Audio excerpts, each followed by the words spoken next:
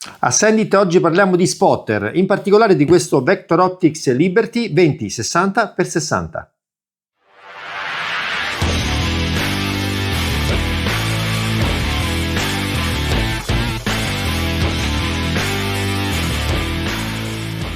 Oggi voglio parlarvi di questo spotterino della Vector Optics che mi ha davvero stupito per quanto riguarda il suo rapporto qualità-prezzo.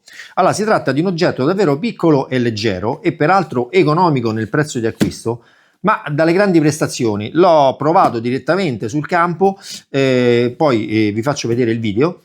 E mi ha, diciamo così, sbalordito perché anche io non mi aspettavo, diciamo così, una tale prestazione da un oggetto se vogliamo economico. Andiamo subito a vederlo, facciamo un unboxing molto rapidamente. Vedere. Allora, si presenta in questo modo, questa è la sua scatola, all'interno troviamo subito il nostro, come vedete, molto piccolo, compatto spotter. In dotazione, anche questa è una cosa davvero carina, troviamo un bel cavalletto adatto all'utilizzo ovviamente bench rest o osservazione, perché voglio dire, poi questo spotter può essere utilizzato non solo in ambito, diciamo così, poligono, ma anche per altre applicazioni. Questo cavalletto molto carino, molto leggero, che ovviamente è progettato per essere utilizzato da banco, da terra, ha i suoi piedini in gomma, il suo braccetto è regolabile e rappresenta sicuramente un plus, perché diciamo almeno fin da subito non siamo costretti ad acquistare un treppiedi a meno che non abbiamo delle necessità particolari, come sono state le mie, che l'ho utilizzato in poligono per seguire i miei allievi durante un corso di tiro su lunga distanza, e quindi avevo necessità di un treppiedi più grande, che dopo comunque vi mostrerò. Allora, vi do subito delle caratteristiche tecniche di questo Liberty della Vector Optics. Abbiamo quindi un ingrandimento variabile che fa dal 20 a 60 ingrandimenti, un diametro di lente da 60, un tipo di messa a fuoco prismatica, l'uscita pupillare che va da 3 mm a 1 mm, un campo visivo a 1000 yard di 100 piedi al minimo degli ingrandimenti e si restringe a 50 piedi al massimo degli ingrandimenti. Una lunghezza di 35 cm per un peso di 730 grammi. Allora, questa è la sua custodia, che peraltro fa anche da protezione in caso ci sia maltempo o pioggia, perché possiamo tranquillamente aprire la parte anteriore ed è, diciamo, abbiamo davanti la lente, qua c'è il suo tappo che adesso possiamo andare a togliere, c'è una cinghia da trasporto se vogliamo portarlo direttamente così, qua dietro c'è l'apertura per diciamo andare a utilizzare il nostro oculare, e sotto l'attacco per il treppiedi. È il classico attacco di tipo fotografico, quindi vanno bene un po' tutti i treppiedi. Lo andiamo a sfilare dalla sua custodia così lo vediamo meglio. Come vedete è davvero piccolo, compatto, leggero, in materiale plastico, ma molto robusto, almeno per quello che come impressione, diciamo così, al tatto. Qui abbiamo la messa a fuoco, togliamo il tappo protettivo, qui abbiamo la regolazione degli ingrandimenti.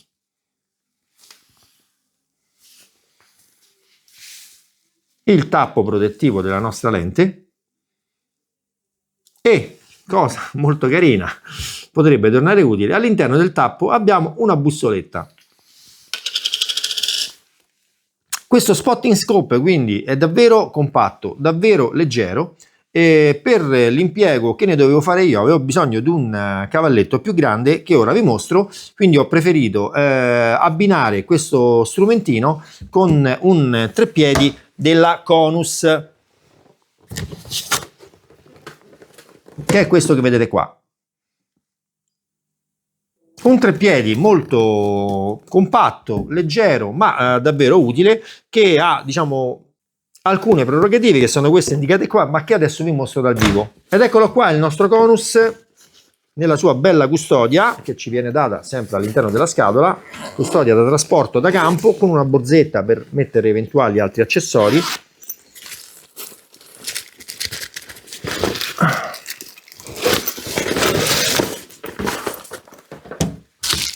Ecco qua, anche questo come vedete molto compatto, in metallo ma leggero, è in alluminio,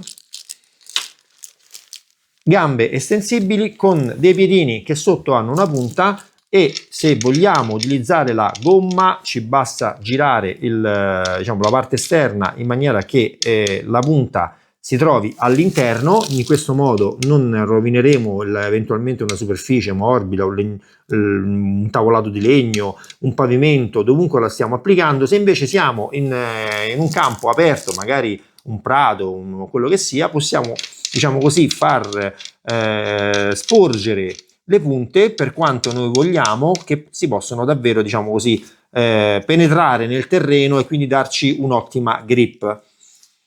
La parte superiore, come quella un po' di tutti diciamo, questo tipo di cavalletti, ha le classiche regolazioni dei cavalletti fotografici, ha anche delle bolle per la messa, il controllo insomma della messa in bolla, se vogliamo essere sicuri che il nostro piccolo spotter scope sia perfettamente in bolla, e come un po' tutti i cavalletti di questo tipo ha la sua, diciamo così, piattaforma che si può sganciare con gli attacchi quelli standard, e quindi diciamo potremmo utilizzarlo per un po' tutti gli apparecchi, ma anche fotografici insomma. Anche questo cavalletto, devo dire, mi ha colpito per la sua facilità di utilizzo, comodità, compatto, leggero, una bella custodia per portarlo ed un prezzo, se vogliamo, molto abbordabile. Questo cavalletto ha fatto il suo lavoro egregiamente, stabilizzando perfettamente il nostro Vector Optics Liberty. Prima di farvi vedere il video, due considerazioni su questo oggetto. Avendolo utilizzato personalmente, vi posso dire che l'ho prima portato per un pre-test, diciamo così, in un poligono dove ci sono linee di tiro con un massimo di 200 metri e si spara su carta, e ho potuto lì constatare che i fori sulla carta a 200 metri si vedevano molto bene attraverso il suo oculare, anche se la giornata era abbastanza brutta, perché in questi giorni c'è stato sempre brutto tempo, quindi con una luce diciamo scarsa, comunque sia, identificavo molto bene i fori a 200 metri sulla carta. L'ho in seguito utilizzato durante il corso, che adesso vedrete nel filmato, per osservare diciamo gli impatti su carta, ma anche i bersagli metallici, i gong a varie distanze. E come dicevo prima, mi ha colpito il fatto che io sia riuscito a distinguere non solo i fori a 100 metri, non solo i fori sempre su carta a 200 metri, ma anche a 300 metri, e diminuendo gli ingrandimenti, quindi allargando il campo visivo, vedere anche perfettamente il gong dei 300 metri quando veniva, diciamo così, colpito, e quindi il suo movimento. Ma non solo, sono riuscito anche a distinguere molto bene il gong da 25 cm, cioè un disco così circa a 400 metri. Oltre a vederne il movimento, riuscivo perfino a vedere gli impatti che lasciavano su di esso i proiettili che lo colpivano, in quanto ogni volta prima di utilizzarlo gli do uno strato di vernice, in modo che quando viene colpito, nel punto che viene colpito la vernice si toglie, e questo ci aiuta a identificare se il bersaglio è stato colpito al centro, su un bordo, per capire, diciamo così, se stiamo tirando bene o non benissimo. Quindi grande risultato. Ma non è tutto, in quanto ci siamo resi conto che una delle telecamere che era puntata su uno dei bersagli in carta che si trovava a 600 yard, quindi 550 metri, non funzionava bene, non si riuscivano a vedere i fori della carabina in 223 su quel bersaglio. Abbiamo provato quindi a guardare attraverso il nostro spotterino se si riusciva a vedere qualcosa. Ebbene, siamo riusciti a vedere che comunque su quel foglio c'erano dei fori. Non vi sto dicendo che abbiamo visto esattamente i fori in che posizione erano, ma si capiva che il foglio era stato, diciamo così, colpito in molti punti, appunto dalla carabina in 223, perché era sorto un dubbio allo shooter se stava o no colpendo il suo bersaglio, in quanto dalla telecamera sembrava di no. Non ve lo dico neanche, a 550 metri c'era anche lì un gong, tiravano tutti quanti gli shooter e gli impatti su quello si vedevano perfettamente. Credo che basti questo per farvi capire che questo oggetto, che diciamo quando l'ho tirato fuori dalla scatola non mi aveva colpito troppo per il fatto che era piccolino e leggero, quindi non sapevo se effettivamente sarebbe stato sufficiente per l'utilizzo che dovevamo farne in campo durante il corso, e invece si è dimostrato assolutamente all'altezza, oltre le mie aspettative. Prima di lasciarvi al video sul campo del nostro piccolo spotter, vi dico che questo oggetto lo trovate presso l'Armeria Ciaffoni di Frascati ad un prezzo eccezionale, poco più di 100 euro. Se deciderete di acquistarlo, mi raccomando, non dimenticate di chiamare l'Armeria e dire che l'avete visto su Sendit. Se questo video vi è piaciuto, come sempre mettete un like, se non siete iscritti iscrivetevi al canale, vi lascio al video, ci vediamo presto sempre su Sendit.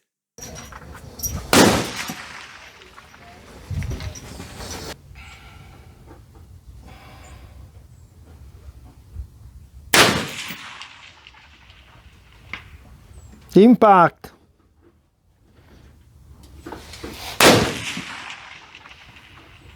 Impact!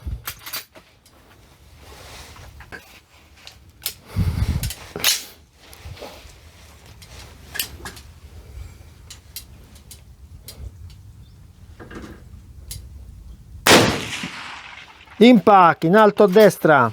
5 su 5. Sei un scecchino. Ma questo è merito dell'istruttore.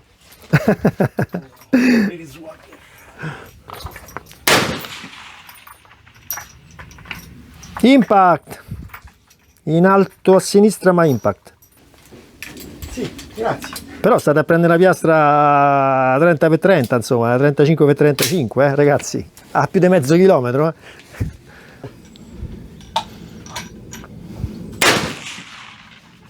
Va sempre su gomma. Impact.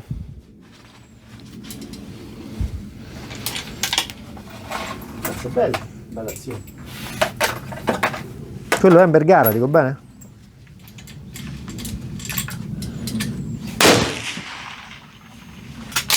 Impact.